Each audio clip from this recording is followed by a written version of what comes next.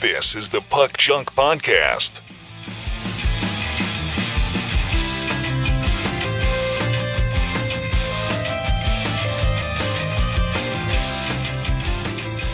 Hello and welcome to the Puck Junk Hockey Podcast. I'm your host, Sal Barry.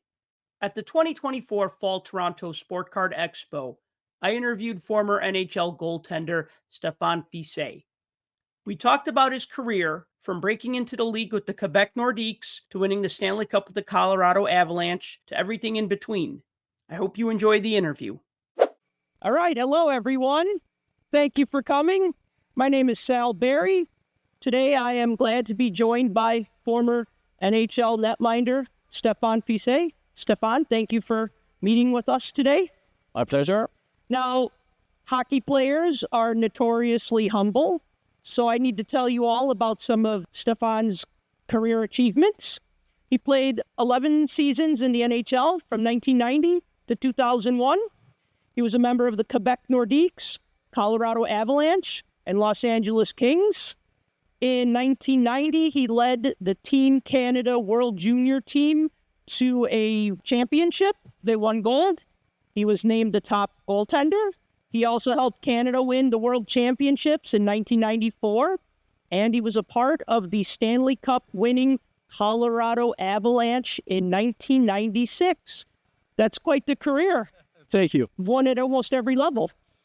Yeah, I was lucky, especially with the World Championship Junior. And, I've been there 2 years in a row. The first year we finished fourth, so I was happy to go back, have another chance to win the gold medal. And, the Stanley Cup is something special. It's a dream for every hockey player.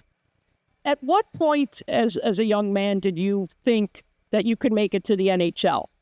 It started pretty late, I will say around 17 years old, because before, I'm from Montreal, and I never seen a hockey game at the Forum. I was more like a wrestling fan than a hockey fan.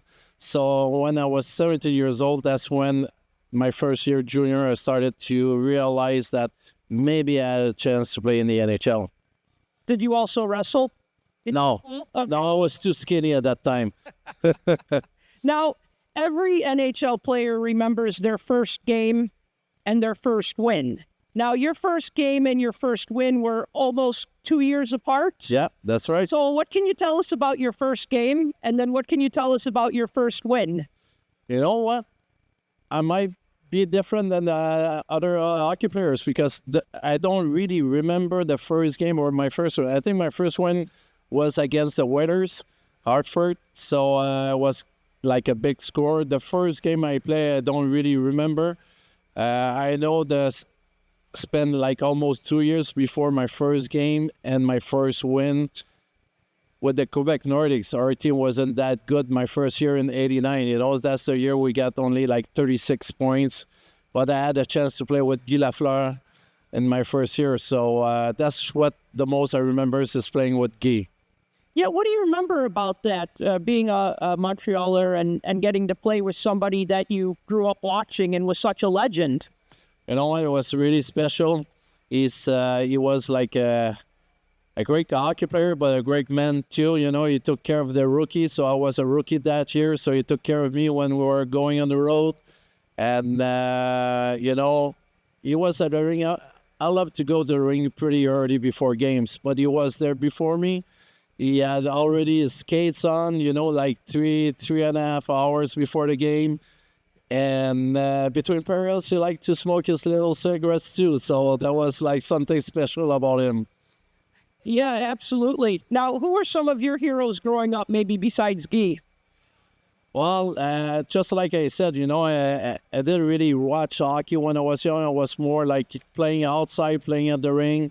So I was like more like, just like I said, a wrestler fan than a hockey fan. All right, then some of the wrestlers, maybe. Well, there was Edouard Carpentier. There's some French wrestler like Dino Bravo, Chino Brito. And after that, when I was playing in LA, I had a chance to meet some wrestler like Stone Cold Steve Austin, Mankind, Undertaker, and those guys. So that was pretty fun for me.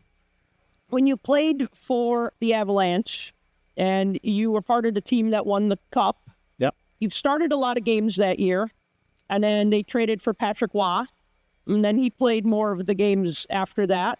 But what do you remember about that season? Because it was a very good team, and you guys were just on the cusp the previous year. The Nordiques were a really good team in 94, 95. What do you remember about that 95, 96 season? Well, Pierre Lacroix was a GM there, made some great moves, great trade. They got Claude Lemieux. They went to get Patrick Roy and Mike Keane from the Montreal Canadiens. But people doesn't know is I was supposed to be the goalie who got traded in that trade, It was like me, Rosinski, and Owen Nolan supposed to be traded to the Montreal for Patrick Roy and Mike Keane.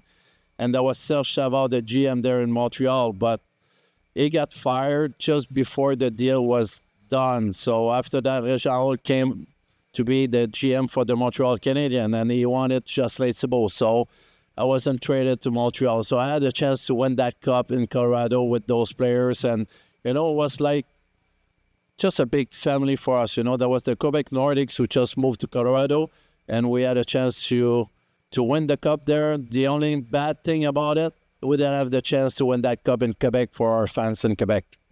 What do you remember about the time the team moved from Quebec to Colorado? Because it kind of happened quickly from the announcement and then the team moving. What do you remember about that time? Well, we finished our year in that season in 95, and in May, we find out that we were moving to Colorado. So it was a quick summer, a short summer, that we have to move to Colorado, find a house, find a place where to stay, where our kids going to go to school. Our kids, there was maybe 5 or 6 French players in that team, and our kids wasn't, speaking English at all. So that was a big move for the players. It was okay because we play hockey. That's our job. But for the family, it's pretty hard for them. The wives not all the wives speak English. Not all the kids speak English. So that was a big move for the family.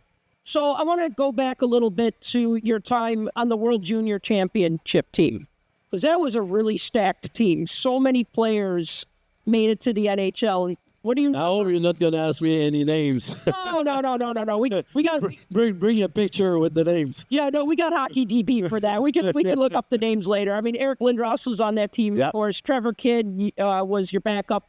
Mike Ritchie was there too. I remember. Yeah. Ritchie, obviously, Canada's a perennial challenger for the WJC. But what was so great about that team? I mean, it was just raw talent, or was there something? Well, I think it was everything in that team. We had some good talent. We had some tough guy who was, okay to play that rough game. But during that time, it wasn't like this year. We didn't have any quarterfinal, semifinal, and final. That was a round-robin game, tournament. So the last game we were playing, I think it was the Czechs. Yeah, we were playing against the Czech, against Jaromír Jágr. So we had to win that game, and the Russians were playing the Finns. And during that game, the Finns needed to tie the Russian or win against the Russian to give us a chance to win the gold medal. So with 1 second left, the Finns tied the game against the Russian, and there was 10 minutes left in our game. So and we were leading 2-1. So at that point, we knew we had a chance to win the gold medal. So there was the last 10 minutes was pretty exciting to play. Wow. Now, you finished up your NHL career with the Los Angeles Kings. What was that like for you? You went from Quebec, which I imagine is pretty cold in the winter. A little bit, yeah. To Colorado, which I also know is very cold in the winter, to Los Angeles. So I know there were other things about that besides the weather, but what was the whole LA experience like for you? Well, it was great. The fans are great. You don't have the pressure like when you play in Quebec or in Montreal from, the reporters and stuff like that. But the fans were great. And when you get a team there who was winning, it's funny because now after that you start to see the stars, the big stars coming to the games, and they want to meet the players and stuff like that. So, but it's a great place. The organization is great with the players. It's especially right now, you got Rob Blake as a GM, Luca Robitaille as a president. I play with those guys, so they're just they're really, really good with the players and the family. Well, I think you have some fans waiting to get your autograph. So They still remember me. I used to have hair during that time. We all had more hair back then. Yeah. All right, so thank you very much, everyone, for joining us. Thank you. Thank you for listening to the Puck Junk Hockey Podcast. As always, if you've enjoyed this episode, please be sure to like and subscribe. Please help spread the word to your hockey and hockey collecting friends. And check out our newsletter at puckjunk.com/newsletter. If you'd like to support this podcast, you can do so by purchasing a t-shirt at shop.puckjunk.com. And until next time, collect what you like.